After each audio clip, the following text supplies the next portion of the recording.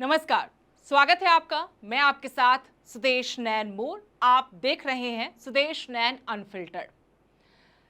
सिरसा कांग्रेस में बवाल मचा हुआ है, भूचाल आया हुआ है।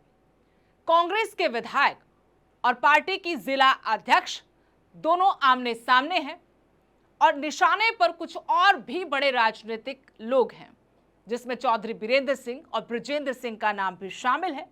पूरा मसला आपको समझाते हैं, लेकिन सवाल यह है इस पूरी कहानी की शुरुआत से पहले कि क्या इस बार कांग्रेस के विधायक सिरसा से गोकुल सेतिया उन्होंने हदें पार कर दी है, शब्दों की मर्यादा लांघ दी है और वो किसके इशारे पर इस तरह की बयानबाजी कर रहे हैं, या फिर वाकई में सिरसा में उनकी सियासी जमीन को जानबूझकर उनकी पार्टी के कुछ नेता कमजोर करने की उनके खिलाफ साजिश रच रहे हैं। आखिर तक आप ये वीडियो देखिएगा और हम बताएंगे कांग्रेस के भीतर क्या चल रहा है, क्यों चल रहा है। दरअसल गोकुल सेतिया ने एक बार फिर से सोशल मीडिया पर एक के बाद एक पोस्ट डाली है। उनके निशाने पर सिरसा जिला अध्यक्ष कांग्रेस की संतोष बेनीवाल रही। उन्होंने उनको एक के बाद एक पोस्ट कर कई तरह के आरोप भी लगाए हैं। औकात शब्द का भी इस्तेमाल किया है कि आप दड़बा से फिर से सरपंच का चुनाव लड़कर दिखाएं, आपकी औकात आपको पता लग जाएगी। ये तक आरोप लगाया है कि आप अपनों की सगी नहीं, अपने घर की सगी नहीं, आप अपने जेठ कुएं भरत सिंह बेनीवाल को चपत लगाने की कोशिश में हैं।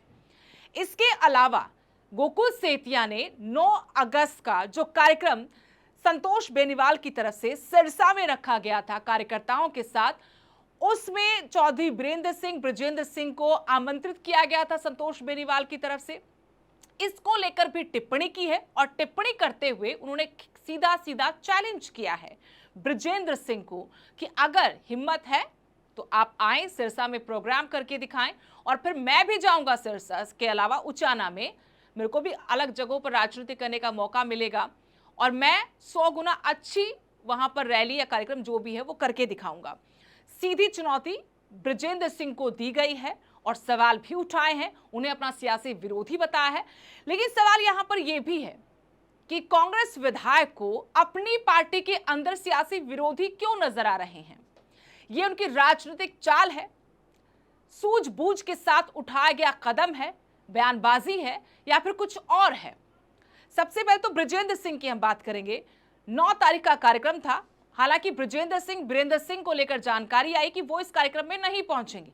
हालांकि कार्यक्रम होगा, जो संतोष बेनीवाल है, पार्टी की जिला अध्यक्ष हैं, वो कार्यक्रम करेंगे अपने कार्यकर्ताओं के साथ। लेकिन जानकारी ये उन्हीं की तरफ से दी गई है कि वो दोनों नेता यहां पर नहीं आएंगे, उनकी यहां आने का कार्यक्रम स्थगित हो गया है। उनसे बातचीत करने की कोशिश की, वो कहीं बिजी हैं, वो उनसे पूछते कि कार्यक्रम स्थगित क्यों किया गया है।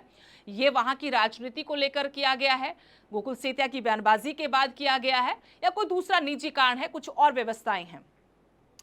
लेकिन बात है गोकुल सेतिया ने एक बार फिर से शब्दों का जिस तरह से इस्तेमाल किया, वो हम आपको सुनाएंगे भी कि किस तरह से शब्दों का इस्तेमाल किया है और फिर से खुला चैलेंज किया है। उन्होंने आरोप लगाया संतोष बेनीवाल पर कि वो यहां उनके सियासी विरोधियों को लाकर उनके खिलाफ साजिश रच रही हैं, उनको कमजोर करने की कोशिश की जा रही है, जो बर्दाश्त नहीं करेंगे। उन्होंने खुद उनको जिलाध्यक्ष बनाने में सहयोग किया था, समर्थन दिया था। वो चाहते कि ठीक है वो बने, लेकिन अब क्योंकि वो उनके विरोध में उतर आई हैं, तो हटाने वालों की जहां बात होगी, जब उनको हटाने की बात होगी, तो वो हटाने के लिए उनके नाम की सिफारिश करें कि उनको हटा दिया जाए। तो ये सब बातें हो रही हैं। लेकिन जिस तरह की शब्दावली का इस्तेमाल गोकुल सेतिया पहले भी करते रहे हैं अपनी पोस्ट में और अभी भी कर रहे हैं, इससे एक सवाल ये भी उठ रहा है कि आखिर गोकुल सेतिया को कौन शय दे रहा है। क्या उनकी राजनीति ऐसी ही है, उनकी राजनीति करने का तरीका जो है वो ऐसा ही है, या फिर किसी की शय पर, किसी अपने राजनीतिक आका के कहने पर वो अपनी पार्टी के नेताओं पर इस तरह की टिप्पणी करते हैं। कुछ दिन पहले उन्होंने अपने पार्टी अध्यक्ष को लेकर, जो प्रभारी का पदभार ग्रहण था कार्यक्रम चंडीगढ़ में, उसको लेकर सीधे नाम लेकर कहा था कि उन्हें अपमानित करने के लिए पीछे कुर्सी उनकी लगाई गई। तब भी कोई स्टेटमेंट नहीं आई, कोई एक्शन नहीं हुआ। सद्भाव यात्रा के दौरान लगातार बृजेंद्र सिंह को लेकर, बीरेंद्र सिंह को लेकर वो टिप्पणियां करते रहे। तो अनुशासन समिति की तरफ से भी मौन धारण कर लिया गया, पार्टी प्रभारी की तरफ से भी कुछ नहीं कहा गया। पार्टी अध्यक्ष ने जरूर कहा था एक दफा कि उनको पूछा जाएगा, हम उनको नोटिस देंगे, लेकिन क्या वो नोटिस दिया गया? उन पर अभी तक क्या अनुशासनहीनता की कोई कार्रवाई नहीं बनती थी। और अभी जब वो अपनी पार्टी की एकमात्र जिला अध्यक्ष हैं हरियाणा में कांग्रेस की, संतोष बेनीवाल, अगर वहां पर इस तरह की टिप्पणियां उनको लेकर की जा रही हैं, शब्दों का इस्तेमाल किया जा रहा है, तो क्या ये अनुशासनहीनता नहीं है? अपनी पार्टी के नेताओं को लेकर सियासी विरोधी कहकर उन पर निशाने साधे जा रहे हैं, एक दूसरे के इलाके में आकर देख लेने की सीधी चुनौतियां दी जा रही हैं, तो क्या ये अनुशासनहीनता नहीं है? तो क्या एक्शन होना है? अभी तक क्यों नहीं हुआ? पहले होना चाहिए था तो क्यों नहीं हुआ? किसकी शय पर चल रहा? कोई दबाव है? खेमों में बटी कांग्रेस में कौन किसको हैंडल कर रहा है? या जैसा कि उनके सियासी विरोधी आरोप लगाते हैं, गोकुल सेतिया हैं कांग्रेस में लेकिन काम बीजेपी के लिए करते हैं और अपनी बीजेपी में भविष्य की राजनीति को मजबूत इस तरीके से वो कर रहे हैं, अपनी पार्टी को कमजोर करके।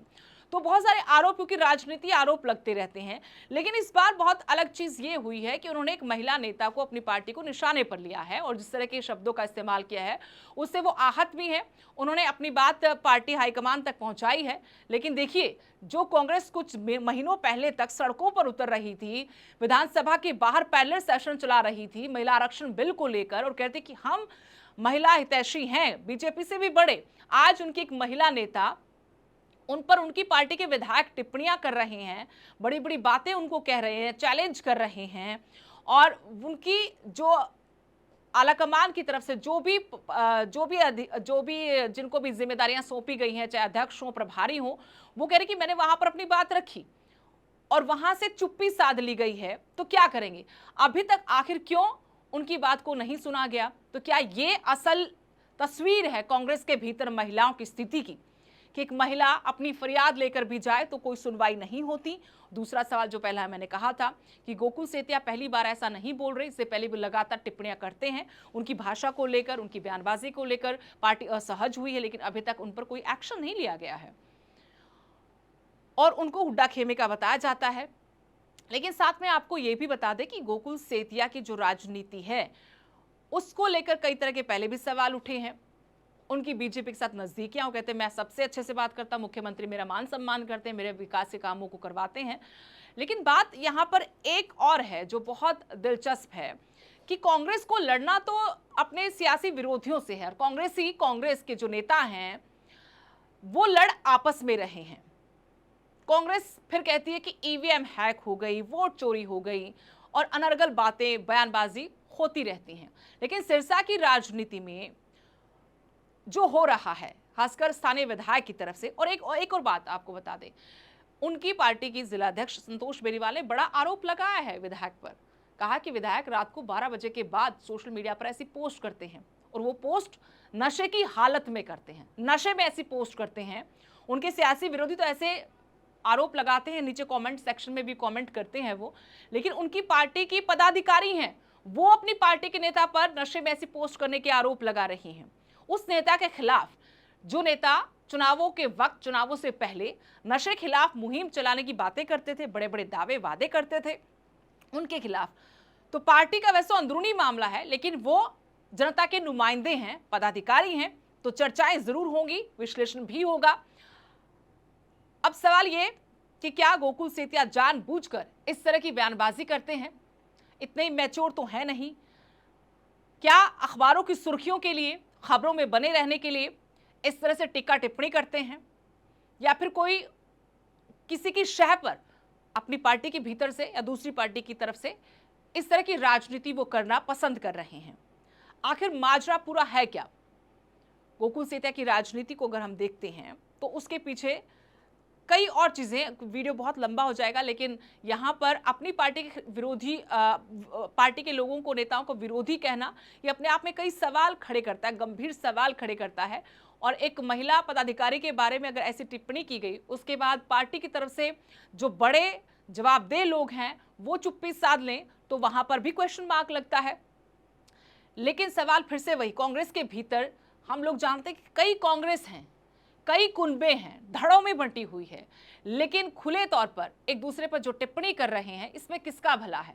आप लोग कमेंट सेक्शन में अपनी राय जरूर दें। और कांग्रेस के भीतर जो घमासान मचा हुआ है सिरसा कांग्रेस के भीतर, इस पर कौन सच्चा कौन झूठा, किस तरह की राजनीति हो रही, जो वहां के लोग हैं वो और अच्छे से जान पाएंगे। ये भी हो सकता है कि क्या पता विधायक की राजनीति उनके कार्यकर्ताओं को, वहां के लोगों को पसंद आ रही हो, लेकिन हर राजनीति की मर्यादाएं होती हैं, शब्दों की मर्यादाएं होती हैं, हदें होती हैं। तो क्या इस बार गोकुल सेतिया ने जिस तरीके से टिप्पणियां की सोशल मीडिया के जरिए, अब वो उन मर्यादाओं से आगे बढ़ गए हैं, हदें लांघ चुके हैं, और उन पर अभी तक एक्शन नहीं होने के पीछे की वजह क्या है? क्या कोई उनको पार्टी के अंदर से संरक्षण मिल रहा है, या सिर्फ हवाबाजी की राजनीति वो कर रहे हैं सुर्खियां बटोरने के लिए, चर्चित चेहरा बने रहने के लिए? क्योंकि चैलेंज तो इस तरफ से भी दिया गया संतोष बेनीवाल की तरफ से। उन्होंने कहा कि अगला चुनाव मेरा दड़बा से छोड़िए, मैं तो जीत जाऊंगी, लेकिन आप सिरसा से चुनाव नहीं जीत पाएंगे, ये मैं चैलेंज करती। तो ये चैलेंज जो चल रहा है, इससे जनता का तो भला है नहीं। इतना जरूर है कि ये नेता अखबारों में आना शुरू हो गए हैं, टीवी डिबेट्स में इनकी बयानों पर चर्चाएं होती हैं या फिर हेडलाइंस बनती हैं, लेकिन जनता ने इनको कुछ वादों पर, उम्मीदों पर चुनाव जिताया है और या पदाधिकारी बनाया है पार्टी ने कुछ संगठन की मजबूती को लेकर। लेकिन लगता है कि इनको सुर्खियों में रहने का चस्का थोड़ा ज्यादा है। कुछ लोग आरोप भी ऐसे लगाते हैं कि जानबूझकर ऐसी राजनीति की जा रही है। तो आप जरूर इसमें कमेंट सेक्शन में जाकर कांग्रेस के भीतर मचे घमासान पर अपनी राय जरूर दें, और आप भी ये पोस्ट जरूर देखें, जो पोस्ट हो रही है, जो बयानबाजी हो रही है, किस तरह की राजनीति है। तो क्या आगे इसी तरह की राजनीति कांग्रेस में देखने को मिलेगी? राजनीति का गिरता स्तर क्या यही है? पहले हम सियासी विरोधियों का अपमान छोड़िए, सम्मान करते थे, मान मर्यादाएं होती थी, लेकिन अब महिला नेताओं तक को नहीं छोड़ा जा रहा। नमस्कार।